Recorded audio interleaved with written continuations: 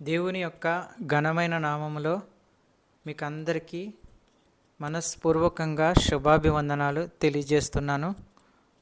ఈరోజు దేవుని యొక్క వాగ్దానము ఇర్మియా రాసిన గ్రంథము 31వ అధ్యాయము 13వ వచనం. వారి దుఃఖమునకు ప్రతిగా సంతోషమిచ్చి వారిని ఆదరించదను, విచారము కొట్టివేసి నేను వారికి ఆనందము కలుగజేతను. ఈరోజు దేవుడు మనకు మంచి వాగ్దానమును అనుగ్రహించి ఉన్నాడు. ఈ వాక్యం వింటున్న ప్రియ సహోదరి సహోదరుడా, నీవు అశాంతి కలిగి ఉన్నట్లయితే, దుఃఖములో ఉన్నట్లయితే యేసయ్య వాటన్నిటినీ తీసివేసి దుఃఖమునకు బదులుగా సంతోషమును, శాంతిని అనుగ్రహిస్తానని వాగ్దానము చేస్తున్నాడు.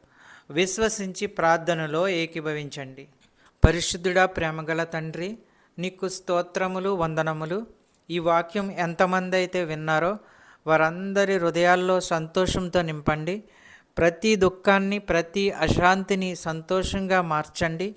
కుటుంబాలన్నీ దీవించి ఆశీర్వదించి కాపాడండి. యేసుక్రీస్తు ప్రభు పేరట అడుగుచున్నాము తండ్రి, ఆమెన్.